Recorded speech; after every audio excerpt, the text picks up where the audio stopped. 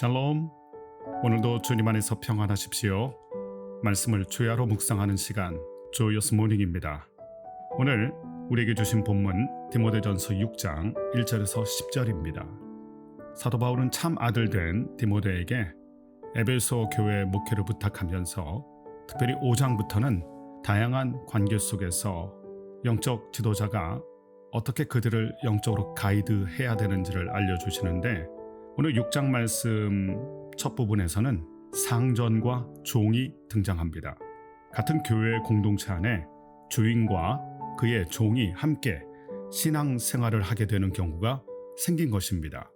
우리나라에도 복음이 처음 들어왔던 그때에 양반과 천민이 같이 예수님을 믿어서 같은 장소에서 같은 시간에 함께 예배 드리게 된 적이 있습니다. 그런데 문제는 서로가 관계에서 불편했던 것입니다. 결국 그 교회가 양반교회, 천민교회 두 개로 나누어지게 되는 안타까운 일도 벌어졌는데, 그렇게 상전과 종이, 신분과 계층이 다른 사람이 같은 공간에서 한 공동체를 이룬다는 것은 굉장히 어려웠던 문제입니다. 에베소 교회에서도 동일한 문제가 있었던 것인데, 이에 대하여 바울은 예수 그리스도 안에서 함께 우리 모두가 영적인 가족, 형제, 자매가 되었지만 자신의 자리, 자신의 위치, 자신의 본분을 잊어서는 안 된다는 것을 가르쳐 줍니다. 예수님의 피로 가까워진 우리들이지만 가까울수록 서로에 대한 예의를 지켜야 한다는 말처럼 복음 안에서 십자가 안에서 하나가 되었기 때문에 더욱더 서로를 향한 존중이 필요하다는 것입니다. 두 번째 오늘 말씀의 교훈은 다른 교훈에 대한 경고입니다. 하나님의 말씀과 바른 영적 교훈들은 열매가 좋습니다. 그러나 다른 교훈은 교만으로 이어지게 하며 마음을 부패하게 만들고 시기와 질투와 다툼을 일으키게 된다고 말합니다. 이단을 보십시오. 신비롭고 무엇인가 대단한 진리를 가르쳐주고 깨달은 것처럼 보이지만 그들의 가르침은 그들을 교만하게 만들고 가는 곳마다 분쟁을 일으킵니다. 이단이 있는 곳마다 갈등이 벌어지는 것을 볼 수 있습니다. 다른 교훈이기 때문에 그렇습니다. 십자가의 교리, 십자가의 도는 우리를 하나님께 향하게 만들고 그 분명한 지향점을 통하여 우리 모두를 하나 되게 하는 역사가 있습니다. 다른 교훈을 늘 경계하고 우리 모두가 조심해야 됩니다. 세 번째 주제는 자족에 대한 가르침을 주고 있습니다. 우리는 더 많이 가지면 더 행복할 것이라고 생각하는데, 인간의 행복은 소유에 있는 것이 아니라 자족, 즉 만족에 있습니다. 하나님께서 우리에게 허락하신 것에 대한 만족이 있어야 우리의 삶이 평안하다는 것입니다. 바울은 특별히 자족하는 마음에는 경건이 유익이 된다. 경건이란 하나님을 닮아가는 것을 말합니다. 만족하고 자족할 때 우리는 하나님을 닮아가게 된다는 것입니다. 반대로 말하면 하나님이 아니고서는 절대로 인생의 만족이 없다는 것입니다. 이것을 깨달았던 사람이 다윗이었습니다. 그는 고백하기를 여호와는 나의 목자시니 내게 부족함이 없으리로다. 배부른 양이 만족하는 것이 아니라 목자를 만난 양이 만족합니다. 세상 것으로 만족되는 게 아니라 하나님으로 채워져야 만족이 되는 것입니다. 특별히 오늘 말씀에 눈에 들어오는 구절이 7절 말씀인데, 아무것도 가져온 것이 없고 아무것도 가져가지 못한다. 우리가 흔히 하는 표현처럼 공술의 공수거. 한 번은 예수님께서 어리석은 부자 이야기를 들려주셨습니다.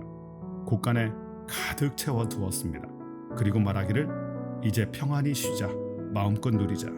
그런데 하나님께서 불쑥 나타나셔서 어리석다 말합니다. 어리석은 자여, 내가 오늘 너를 부르면 그 쌓아둔 것이 누구의 것이 되겠느냐. 많이 가지고 있다고 해서 많이 가져갈 수 있는 게 아닙니다.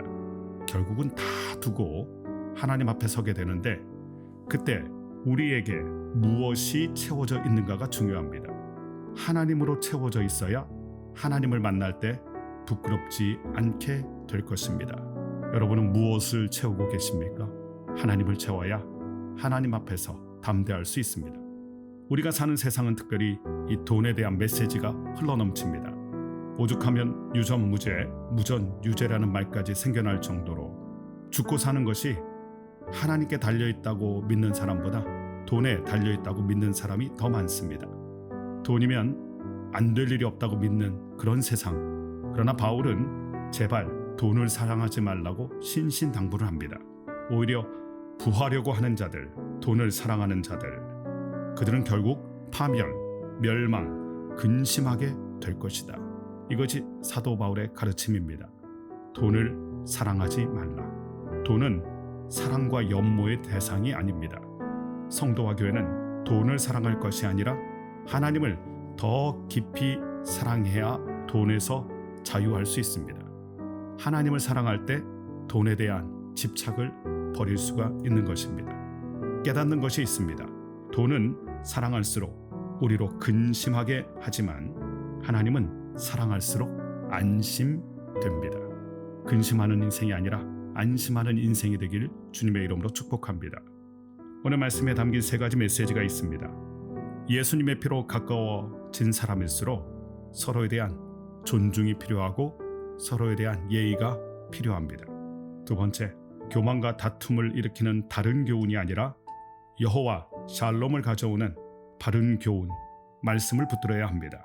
3번째, 돈이 아니라 하나님을 사랑하기로 결단해야 합니다.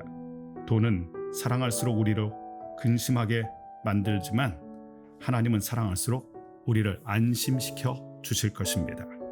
기도드리겠습니다. 하나님 감사합니다. 오늘 우리에게 주신 말씀을 마음에 새겨봅니다. 우리가 모두 예수님의 피로 더없이 가까운 사람들이 되었는데 가까울수록 서로를 존중하고 서로를 아껴주며 서로에 대한 영적인 예의를 지키게 하여 주옵소서. 주님, 하나님의 말씀은 우리로 평화 누리게 합니다. 여호와 샬롬을 누리게 합니다. 다른 교훈은 시기와 질투와 교만과 다툼으로 이어진다고 말씀하셨습니다. 오늘도 말씀 안에 거하게 하여 주옵소서. 특별히 돈을 사랑하지 말라. 세상은 돈에 대한 이야기가 흘러넘치고 돈을 사랑해야 잘 된다고 말하는데 성경은 우리에게 하나님을 사랑해야 돈에서부터 자유할 수 있다 말씀하셨습니다. 돈은 우리로 근심하게 만들지만 하나님은 사랑할수록 우리를 안심시켜 주신다는 이 말씀 기억하면서 오늘도 승리하며 살아가는 사랑하는 조이어스 가족들 되게 하여 주옵소서. 예수님의 귀하신 이름으로 기도드립니다. 아멘.